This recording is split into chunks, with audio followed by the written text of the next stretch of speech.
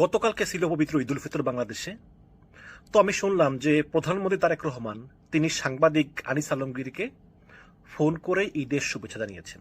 তো এটা শুনে আমি একটু বিস্মিত হয়েছি। আসলে কেন আমি বলতেছি, প্রথমত বলি যে আনিস আলমগীরকে যে কারণে গ্রেপ্তার করা হয়েছিল ইউনূস সরকারের আমলে এবং আদালতে নেওয়া হয়েছিল, এটা আসলে অবৈধ। তাকে গ্রেপ্তার করা ঠিক হয় নাই।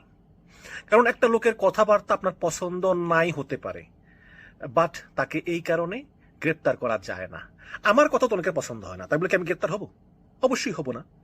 বাট তারপরে তার বিরুদ্ধে যেই দুদকের মামলাটা আছে যে তিনি 3 কোটি টাকা ট্যাক্স ফাঁকি দিয়েছেন, সেটার ব্যাপার আমি জানি না। আমি চাই তিনি ন্যায় বিচার পান। কিন্তু কথা হচ্ছে যে তারেক রহমান কেন এমন একজন সাংবাদিককে ঈদের শুভেচ্ছা জানালেন যিনি কিনা জুলাইয়ের আগেও শেখ হাসিনার ভক্ত ছিলেন, যিনি কিনা বাংলা ট্রিবিউনে কলাম লিখেছিলেন এই জুলাই যোদ্ধাদের বিরুদ্ধে। আনিস আলমগীর বাংলা ট্রিবিউন কলামে লিখেছিলেন এই আন্দোলনকারীদের বর্বরতায় প্রমাণ করে দিচ্ছে যে শেখ হাসিনাকে আসলে ক্ষমতা থাকা দরকার। ব্যারিস্টার সুমন জেলে।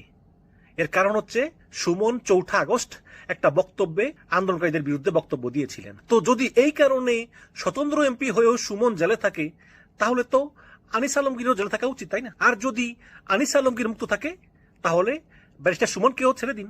এবং এই আনিস আলমগীর তার আগেও বেগম জিয়ার বন্দিত্ব, চিকিৎসা নিয়ে বিদেশ যাওয়ার সুযোগ, এগুলো নিয়ে কটাক্ষ করেছিলেন এবং তিনি বিভিন্ন সময় আওয়ামী বয়ান উৎপাদন করতেন।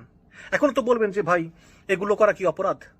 এগুলো করা অপরাধ না, কিন্তু এগুলো যেই দলের বিরুদ্ধে করেছে সেই দলের প্রধানমন্ত্রী হয়ে এখন আনিস আলমগীরকে ফোন করলেন, ফোন করে ঈদের শুভেচ্ছা জানালেন। অনেকে বলেন আরে কি মহান, তারেক রহমান কি মহান।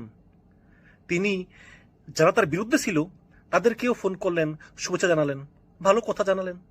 কিন্তু ভাই, সাংবাদিক কি শুধু আনিস আলমগীর আছে আর কেউ নাই? গত 17-18 বছর ধরে যারা দেশে বিদেশে নিরবচ্ছিন্নভাবে ফ্যাসিবাদের বিরুদ্ধে কাজ করেছে, নির্যাতিত হয়েছে, দেশ ছেড়েছে, তাদের কয়েকজনকে আপনি ফোন করেছেন? করেন নাই। আচ্ছা, আপনি পিনাকি ভট্টাচার্যকে ফোন করেছিলেন? করেন নাই। সাংবাদিক ইলিয়াসকে ফোন করেছিলেন? করেন নাই। কনক সোরারকে ফোন করেছিলেন? করেন নাই। কেন করেন নাই?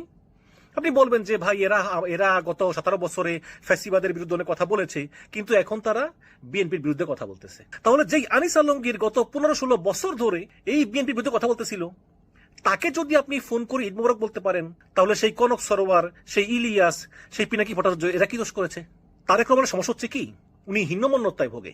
উনি মনে করে এই যে প্রগতিশীল, এই যে উদারপন্থী, এই যে আওয়ামী মনা লোকজন, এদের সঙ্গে একটু ভালো ব্যবহার করলেই বোধহয় এরা আওয়ামী লীগ ছেড়ে এসে পড়বে বিএনপিতে।